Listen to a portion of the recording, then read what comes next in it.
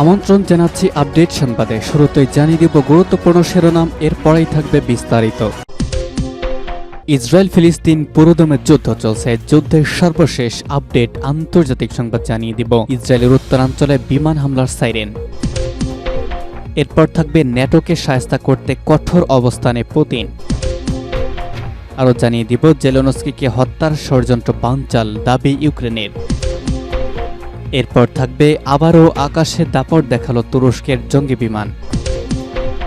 এবং সর্বশেষ জানাবো রাফাতে মসজিদে ক্ষেপণাস্ত্র ছড়ল ইসরায়েল। এতক্ষণ শুনছিলেন গুরুত্বপূর্ণ সংবাদ শিরোনাম, এখন জানিয়ে দিব বিস্তারিত।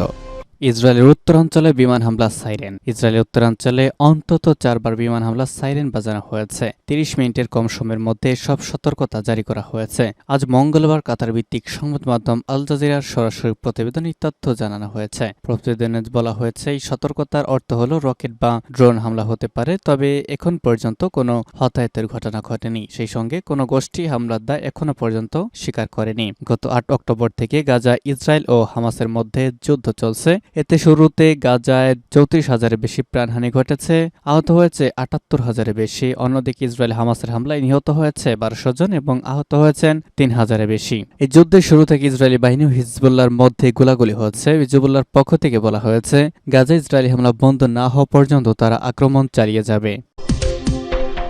ন্যাটোকে শায়েস্তা করতে কঠোর অবস্থানে পুতিন। পশ্চিমা সামরিক জোট ন্যাটো মোকাবেলায় কঠোর অবস্থানে রয়েছেন রাশিয়ার প্রেসিডেন্ট ভ্লাদিমির পুতিন। বর্তমান ঘটনার প্রবাহের বর্ণনায় আন্তর্জাতিক সংবাদ মাধ্যমগুলো এমনটি বলছে। জানা গেছে রাশিয়ার সীমান্তের কাছে বড় ধরনের মহড়া চালাচ্ছে পশ্চিমা সামরিক জোট ন্যাটো। এই মহড়ায় জোটটির 90,000 সেনা অংশ নিয়েছে। সিনার যুদ্ধের পর ন্যাটোর সবচেয়ে বড় এই মহড়া মে মাস পর্যন্ত চলবে। শক্তিশালী এই মহড়ায় মার্কিন সেনারা রাশিয়ার সীমান্তবর্তী দেশগুলোতে এবং জোটের পূর্ব প্রান্তে কোনো ধরনের সংঘাত ছড়িয়ে পড়লে ইউরোপীয় মিত্রদের কিভাবে সাহায্য করবে সেই প্রস্তুতিও নেবে। এই অবস্থায় রুশ সামরিক বাহিনীকে কৌশলগত পারমাণবিক অস্ত্র মোতায়েন কাজের মহড়া চালানোর নির্দেশ দিয়েছেন দেশটির প্রেসিডেন্ট ভ্লাদিমির পুতিন। ফ্রান্স, যুক্তরাজ্য এবং মার্কিন যুক্তরাষ্ট্রের ক্রমাগত হুমকির মুখে রাশিয়ার সামরিক বাহিনীকে এই মহড়ার নির্দেশ দিয়েছেন তিনি। গতকাল রাশিয়ার প্রতিরক্ষা মন্ত্রণালয়ের বরাত দিয়ে ব্রিটিশ বার্তা সংস্থা রয়টার্সের এক প্রতিবেদনে এই তথ্য জানানো হয়েছে। 2022 সালে ইউক্রেনে হামলা শুরু করার পর থেকে রাশিয়া বারবার ক্রমবর্ধমান পারমাণবিক ঝুঁকির বিষয়ে সতর্ক করে আসছে। মার্কিন যুক্তরাষ্ট্র রাশিয়ার এই সতর্কবার্তাকে গুরুত্বের সাথে নেওয়ার জন্য পশ্চিমা বিশ্বকে বারবার সাবধান করে আসছে। রাশিয়া বলছে যুক্তরাষ্ট্র তার ইউরোপীয় মিত্ররা ইউক্রেনকে কয়েক বিলিয়ন ডলার অস্ত্র দিয়ে সহায়তা করে বিশ্বকে পারমাণবিক সংঘর্ষের দ্বার প্রান্তে ঠেলে দিচ্ছে, আর এসব অস্ত্রের কিছু রাশিয়ার ভূখণ্ডের বিরুদ্ধে ব্যবহার করা হচ্ছে। রুশ প্রতিরক্ষা মন্ত্রণালয় বলেছে মস্কো নন স্ট্র্যাটেজিক পারমাণবিক অস্ত্র ব্যবহারের প্রস্তুতি এবং মোতায়েন সহ সামরিক মহড়া চালাবে। জেলেনস্কিকে হত্যার ষড়যন্ত্র বানচাল, দাবি ইউক্রেনের। ইউক্রেনের প্রেসিডেন্ট ভলোদিমির জেলেনস্কিকে হত্যার ষড়যন্ত্র নস্যাৎ করে দেওয়া হয়েছে বলে দাবি করেছে দেশটির গোয়েন্দা সংস্থা। এই হত্যা ষড়যন্ত্রের সাথে জড়িত রাশিয়ার নিয়োগকৃত 2 এজেন্টকে গ্রেপ্তার করা হয়েছে বলেও জানিয়েছে ইউক্রেন। দেশটির কেন্দ্রীয় গোয়েন্দা সংস্থা এসবিইউ বলেছে ইউক্রেনের রাষ্ট্রীয় নিরাপত্তা বাহিনীর মাঝে রাশিয়ার নিয়োগ করা এজেন্টদের গ্রেপ্তার করা হয়েছে। গ্রেপ্তারকৃতরা প্রেসিডেন্ট ভলোদিমির জেলেনস্কি এবং অন্যান্য জ্যেষ্ঠ সরকারি কর্মকর্তাদের অপহরণ এবং হত্যার ষড়যন্ত্র করছিলেন। এসবিইউ এর প্রধান ভাসিল মালিউক বলেছেন আজ 5ম মেয়াদে শপথ নেওয়ার আগে রাশিয়ার প্রেসিডেন্ট ভ্লাদিমির পুতিনকে ব্যর্থ হত্যাকাণ্ডের ষড়যন্ত্রটি উপহার হিসেবে দেওয়ার জন্য নির্ধারণ করা হয়েছিল বলে ধারণা করা হচ্ছে। দেশটির ওই গোয়েন্দা সংস্থা বলেছে ইউক্রেনের নিরাপত্তা বাহিনীতে 2 ইউক্রেনীয়কে এজেন্ট হিসেবে নিয়োগ করা হয়েছিল বলে সন্দেহ করা হচ্ছে। এসবিইউ এর টেলিগ্রাম চ্যানেলে দেওয়া এক পোস্টে দাবি করা হয়েছে রাশিয়ার নিযুক্ত এজেন্ট প্রেসিডেন্ট জেলেনস্কিকে লক্ষ্য করে পরিকল্পিত রকেট হামলা চালানোর আগে একটি সেফ হাউসে চলে গিয়েছিলেন। প্রেসিডেন্টকে নিশানা বানাতে ব্যবহৃত ড্রোনের সব আলামত ধ্বংস করতে রাশিয়া আরেকটি ক্ষেপণাস্ত্র ব্যবহারের পরিকল্পনা করেছিল। এসবিআই লিখেছে শত্রু প্রেসিডেন্ট ভলোদিমির জেলেনস্কিকে হত্যার পরিকল্পনা সাজিয়েছিল।